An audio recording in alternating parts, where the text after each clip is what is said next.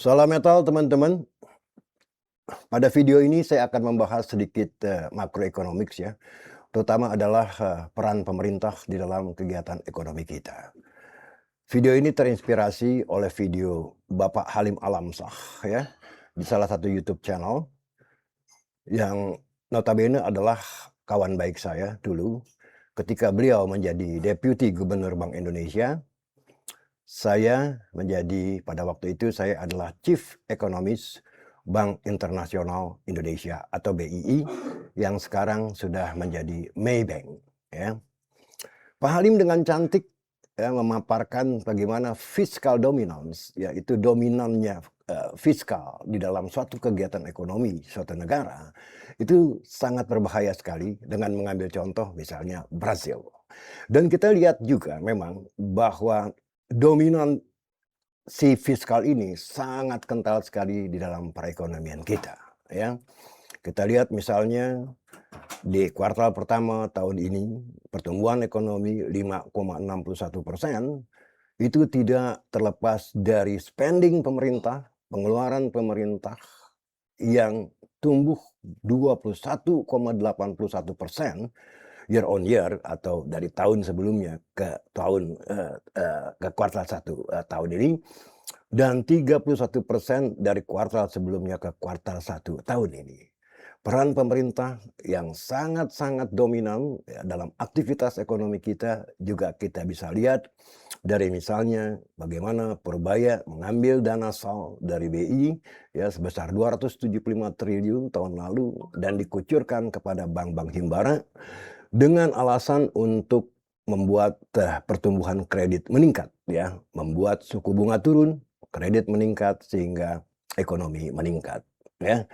Tendensi peran negara yang semakin besar itu kita lihat juga dari berbagai macam berita. Misalnya adalah peran Danantara.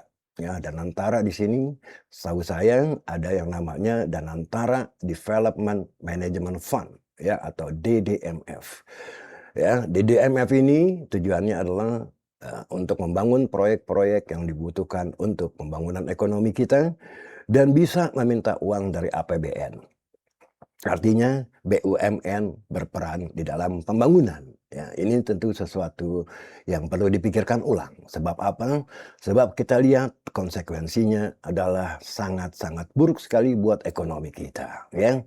Lebih parah lagi, independensi BI tampaknya dicabut. Ya, BI tidak lagi independen ya, dan itu tertuang di dalam amandemen Undang-Undang P2SK. Ya, di mana Gubernur BI bisa dipecat kalau tidak mengikuti istilahnya visi misi pemerintah dalam pembangunan ya. BI tidak lagi sebagai stabilisator tapi juga harus ikut ya menjadi suatu entitas, menjadi suatu institusi yang juga harus berfokus kepada pertumbuhan ekonomi kita ya. Lebih mengerikan lagi adalah campur tangan pemerintah ya terhadap perbankan kita, terutama adalah bank-bank himbara. Beberapa hari lalu kita juga membaca berita bahwa komisaris-komisaris bank-bank himbara dan BOD-nya, direktur-direkturnya dipanggil oleh Pak Presiden dan Pak Presiden berpesan bahwa mereka tidak boleh hanya fokus kepada keuntungan atau profitabilitas tapi juga harus memperhatikan misalnya UMKM. Ini berita yang tidak sedap karena campur tangan negara sudah begitu jauhnya sampai ikut-ikutan mengatur sistem perbankan kita ya. Oleh karena itu semua disambut oleh rating agency dengan warning ya. Pertama adalah pertumbuhan yang tinggi 5,11% di tahun lalu. Sebulan kemudian rating kita di downgrade outlook-nya oleh Moody's and Fitch dari stabil menuju negatif ya ke negatif ya. Dan kemarin 2 minggu lalu kita tahu ya banyak sekali beredar sell Indonesia ya, asing pelan-pelan kabur karena tidak percaya kepada tata kelola ekonomi di negara kita ya. Itu bahaya dari fiscal dominance. Pertama yang paling utama adalah independensi BI ya. BI seolah-olah ya kan bukan seolah-olah malah akan dijadikan sebagai mesin pencetak uang peluang untuk menambal defisit APBN kita ya. Dan itu terbukti dengan kepemilikan BI yang semakin hari semakin meningkat di dalam total outstanding SBN kita ya. Yang sekarang menurut saya sudah mepet-mepet atau mungkin udah lebih dari 30% dari total outstanding surat berharga negara. Sedangkan asing semakin lama semakin menyusut dari atas 40% beberapa tahun yang lalu ya, menjadi sekarang tinggal 12, sekian persen. Jauh menyusutnya dan itu diambil alih oleh BI ya. BI sendiri yang tidak independen ini adalah akar daripada krismon di tahun 98 ya. Oleh karena itu ketika krismon kita dibantu oleh IMF dan IMF menyarankan salah satunya adalah Bank Indonesia harus independen ya. Kejadian serupa pun terjadi di Brazil yang diambil sebagai contoh oleh Pak Halim Alamsyah ya. Ketika itu tahun 99 Brazil mengalami krisis yang sama sehingga mata uangnya melemah dari $1 ya, satu mata uang Brazil ya kan menjadi 3 lira Brazil ya.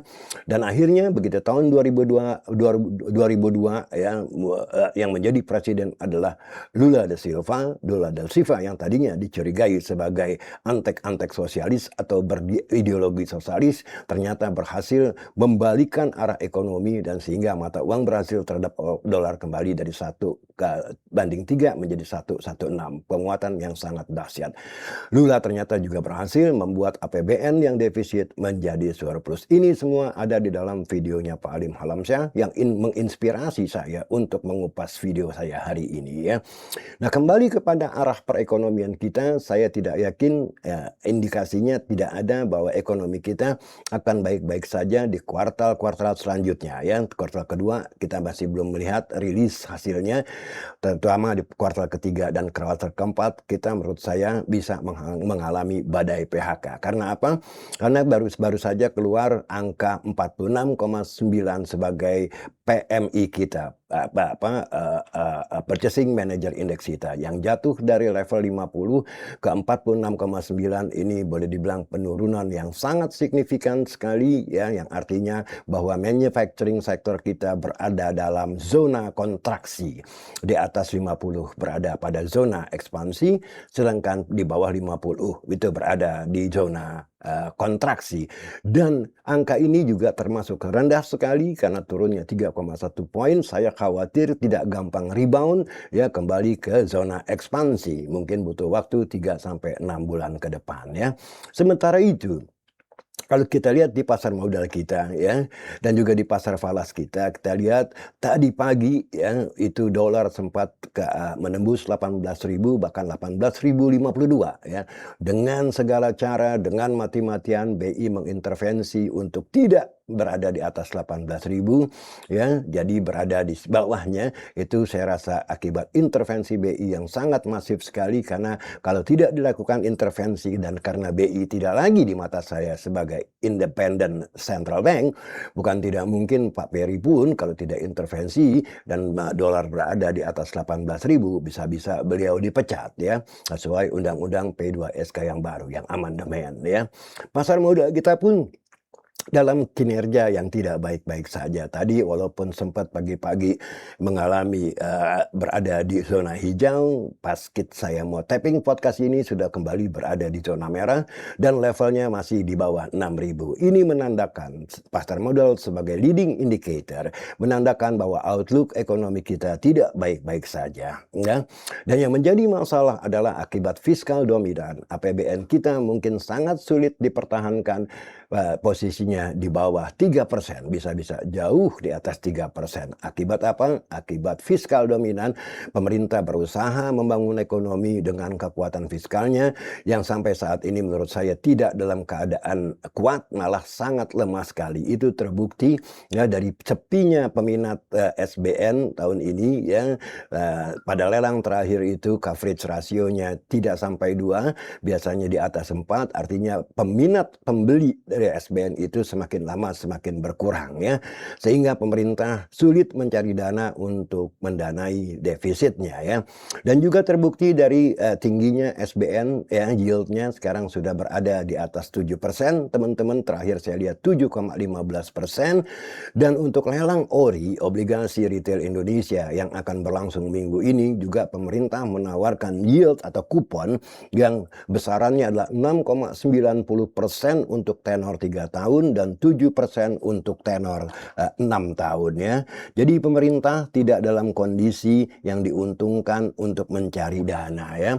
Saking hopelessnya pemerintah sulit mencari dana, Purbaya sempat juga terbang ke Cina untuk menawarkan panda bond, dan itu tampaknya tidak berhasil ya, sebab yang saya lihat adalah bahwa Cina ingin melihat atau mereview dulu kondisi ekonomi kita, kondisi fiskal kita selama setahun ke depan. Artinya apa? Panda bond yang diharapkan akan membawa uang ke Indonesia untuk menambal defisit kita itu tidak berhasil. Walaupun narasi Pak Purbaya adalah bahwa yang terjadi adalah oversubscribe, saking banyaknya peminat panda bond, maka beliau harus mereschedule penerbitannya. Ini sesuatu yang insulting my intelligence ya. Sebab kalau memang itu terjadi oversubscribe, seharusnya itu harus instantaneously dilakukan oleh Pak Purbaya, yang tujuannya adalah Pak Purbaya bisa menawarkan kupon yang rendah karena keinginan para investor membeli panda bond. Dan kalau ditunda-tunda malah mungkin berisiko mereka meminta kupon yang lebih tinggi ya. Itu teman-teman satu kilasan dari saya ya. Nah, begitu juga dari saking susahnya mencari dana sampai akhirnya muncul juga undang-undang P2SK pasal 50 ya, untuk obligasi yang akan dikeluarkan oleh Danantara, yaitu Patriot Bond dan Merah Putih Bond ya teman-teman ya. Nah, bond-bond ini, obligasi-obligasi ini itu menawarkan perlindungan hukum kepada pembelinya ya. Mereka yang membeli dua bond ini, Merah Putih Bond dan Patriot Bond ya, di dalam undang-undang P2SK pasal 50A kabarnya akan dilindungi dari jeratan hukum pidana maupun perdata ya. Dan ini disambut dengan berita yang tidak baik di Bloomberg, yaitu bahwa Pak Prabowo membuka pintu untuk uang kotor ya. Nah, itu bisa terjadi memang seperti itu ya, bahwa kalau diberikan perlindungan hukum tadi ya, bukan mustahil bahwa ini adalah mesin pencuci uang. Tentu ini membuat nama Indonesia buruk di mata asing, dan yang saya khawatirkan adalah konsekuensinya seandainya banking system kita dikucilkan dari global financial system karena negara kita dianggap negara pencuci uang.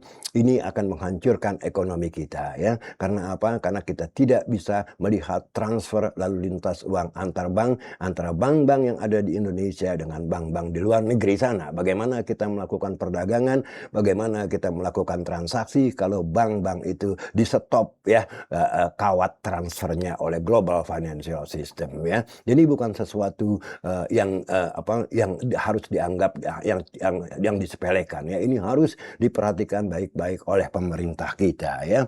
Nah, PMI, jadi PMI yang jatuh ke 46,9 dibarengi dengan nanti seandainya terjadi El Nino yang sangat dahsyat di bulan Agustus mungkin ya, yang bisa menyebabkan krisis pangan, ini saya khawatir akan mengangkat inflasi kita ke arah yang lebih tinggi lagi. Kemarin kita tahu ya bahwa inflasi kita dari bawah 3% di bulan April, kemudian di bulan Mei naik ke 3,08% atau 3,03%, lantas di bulan Juni merangkak naik ke level 3,34%. Sedangkan inflasi yang terjadi pada pangan misalnya, ya itu menurut saya sih bisa lebih dari 7% ya. Dengan inflasi yang semakin tinggi, apalagi kalau pangan nanti akibat El Nino itu inflasinya double digit, ini sangat menggerogoti daya beli masyarakat kita yang kebetulan memang dalam downtrend ya, dalam kondisi yang menurun terus-menerus ya. Dan kita lihat bagaimana middle income class kita telah jatuh dari 57 juta orang ya beberapa tahun yang lalu, dan sekarang berada di level mungkin 46 atau 45 juta ya. Merosotnya middle income class kita ini tentu sebagai penopang atau tulang punggung ekonomi ini bisa mengganggu pertumbuhan pertumbuhan ekonomi kita ya. Oleh karena itu tidak aneh kalau kita lihat bagaimana dolar masih berusaha menyeruduk ke arah 18.000 dan BI terus-menerus melakukan intervensi untuk tidak berada di atas 18.000 dan khawatirnya adalah cadangan devisa kita tergerus sebab ada ongkosnya di dalam intervensi yaitu cadangan devisa kita ya yang pada bulan Mei lalu berada pada posisi 144,9 tapi per hari ini saya rasa udah jauh berkurang dari level itu dan bahayanya kalau threshold yang dianggap adalah 140 sudah tidak aman lagi di bawah itu saya khawatir akan terjadi panic buying dan terjadi apa yang namanya speculative attack yang dilakukan oleh hedge fund besar karena tidak percaya terhadap kekuatan rupiah ya. Ini perlu diperhatikan oleh Bank Indonesia tapi Bank Indonesia berada pada posisi yang serba salah karena independensinya sudah dicabut oleh undang-undang amandemen undang-undang P2SK tadi ya. Nah, teman-teman, jadi ada juga berita yang tidak baik ya selain PMI yang jatuh, daya saing kita pun turun ke level 48 dari 70 negara. Ya kalah dari negara-negara tetangga kita ya seperti Vietnam, Thailand, Filipina, Malaysia ya dan Singapura terutama ya. Kabar baru yang terakhir saya dengar malah 2 negara mendapat kenaikan status ya ke middle income class yaitu Filipina dan Vietnam ya. Nah, kita sendiri kalau ngomong status ya tadi beredar di detik.com bahwa status emerging market kita ya ada kemungkinan bulan November nanti akan di downgrade menjadi frontier market oleh MSCI ya yang sekarang masih dalam kondisi mengambang belum memberikan final ya status final apakah masih emerging market atau sudah turun ke frontier market. Nah, itu kemungkinan besar yang akan diturunkan pada bulan November nanti. Itu sebuah berita yang beredar ini hari di detik.com gitu loh ya. Nah, karena memang dominansi fiskal ini ya yang kita lihat tadi ya dari pertumbuhan ekonomi yang tinggi 5,61% ya di kuartal pertama saya tidak yakin dengan susahnya pemerintah mencari dana untuk menambal defisit ya dengan tingginya yield SBN apalagi SRBI yang beberapa hari yang lalu sudah hampir 8% untuk tenor 1 tahun ya 7,79% ini mengalahkan yield SBN ya. Oleh karena itu tidak aneh kalau pemerintah menawarkan obligasi retail Indonesia di 6,90% untuk tenor 3 tahun dan di 7% untuk tenor 6 tahun. Nah, ini mengindikasikan bahwa semakin hari semakin tinggi permintaan yield atau kupon oleh investor kepada pemerintah yang membutuhkan uang dan mengeluarkan dan mencari uang lewat issuing daripada SBN tadi ya. Teman-teman harus perhatikan semua economic outlook ke depan bagi mereka yang berada di pasar modal kita dan berinvestasi di saham-saham yang diperdagangkan di bursa efek kita. Sebab menurut saya ekonomi kita tidak baik-baik saja outlook-nya dan masih ada kemungkinan bahwa dolar juga tidak bisa dipertahankan oleh BI di 18.000 ya. Nah, akan melihat arus modal yang balik ya Kang boleh bilang arus modal asing yang balik ke negaranya itu sudah dibuktikan oleh 3 bank yaitu Stanchart, HSBC dan Citi ya yang merepatriasi seluruh profitnya ke headquarter masing-masing ya. Juga kita lihat juga di pasar modal kita bahwa pekan lalu ya asing walaupun indeks naik ke 85875 asing masih melakukan net sell selama sepekan itu yang besarannya juga cukup mengerikan yaitu 3,27 triliun teman-teman ya.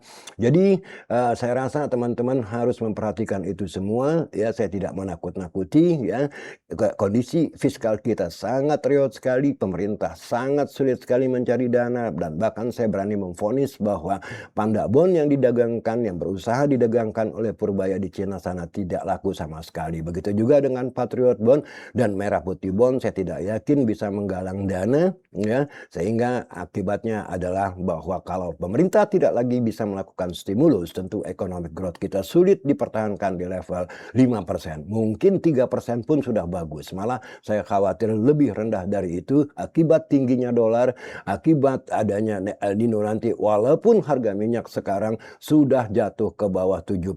Untuk WTI, crude oil sudah di 67 lagi, sedangkan untuk Brent udah ada di sekitar 70. Tapi poinnya bukan itu, poinnya adalah bukunya pemerintah. Kalau benar memang di akhir tahun 2025 PLN masih punya tagihan terhadap pemerintah sebesar 110 triliun dan Pertamina masih punya tagihan 4,5 miliar dolar untuk subsidi dan kompensasi kepada pemerintah, tentu defisit di bawah 3% sangat sulit sekali dipertahankan, dan ini bisa memicu downgrade dari rating kita yang dilakukan oleh rating agency seperti misalnya Fitch, Moody's, dan S&P. S&P sendiri yang kabarnya akan merilis outlook-nya atau rating kita. Tapi saya belum dengar kapan keluarnya. Tapi sudah di warning bahwa akibat fiskal yang sangat dominan sesuai dengan judulnya tadi ya, fiskal dominan ya, ikut campur pemerintah di dalam aktivitas bisnis terlalu banyak ya, itu membuat negara kedodoran keuangannya ya.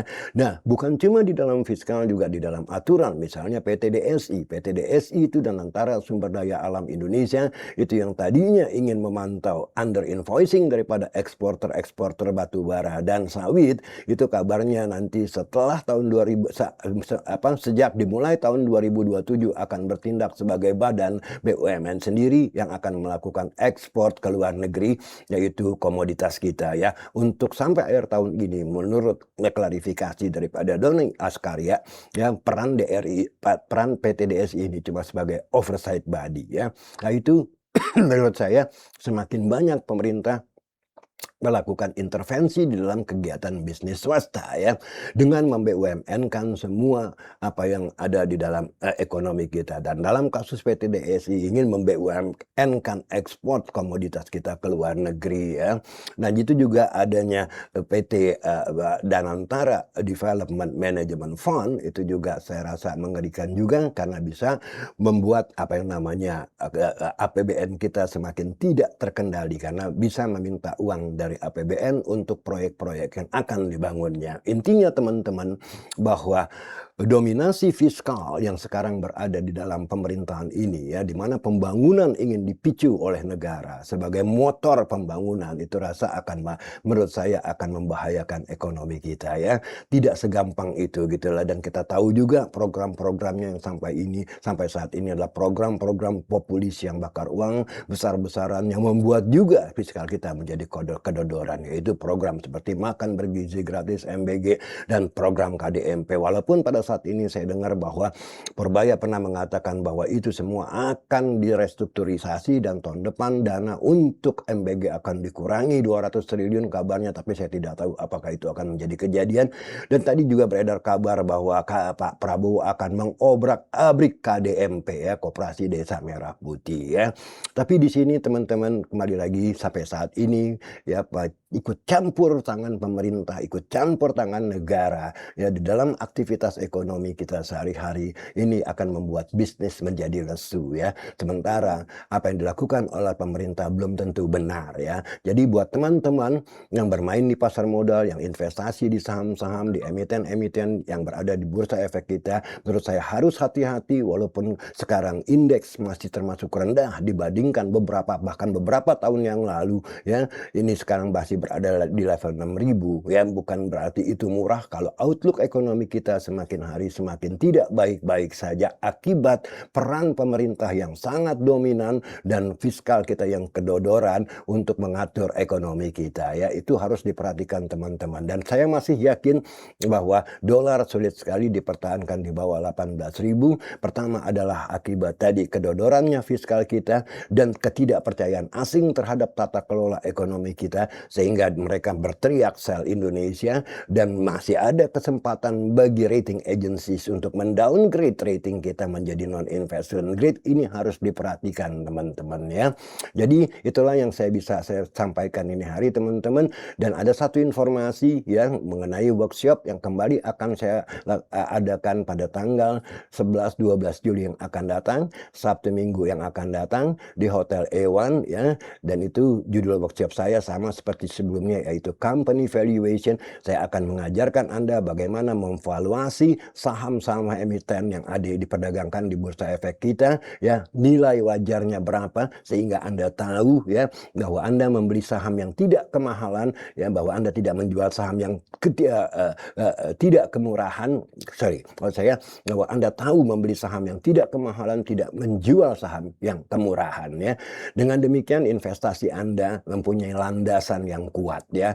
Anda tidak bermain saham berdasarkan rumor, berdasarkan sentimen naik turun, buy and sell begitu saja, dan itu menurut saya adalah main judi, ya. Saya akan ajarkan bagaimana Anda membedah buku laporan keuangan seperti Telkom, Astra, Indofood, Bank Mandiri, BCA dengan metode yang sangat sederhana, dan saya yakin Anda setelah selesai workshop saya pasti mempunyai ilmu yang sangat berguna sekali untuk Anda terapkan ketika Anda berinvestasi di pasar modal kita. Demikian teman-teman, bagi yang tertarik tentu daftar secepatnya ya, di kontak person yang ada di bawah podcast ini, karena tempatnya sesuai dengan kapasitas ruangan, tempatnya terbatas untuk 20 sampai 25 orang saja, ya, sesuai dengan kapasitas ruangan. Demikian teman-teman podcast saya hari ini. Saya mohon diri, izin, ciao, and salam metal.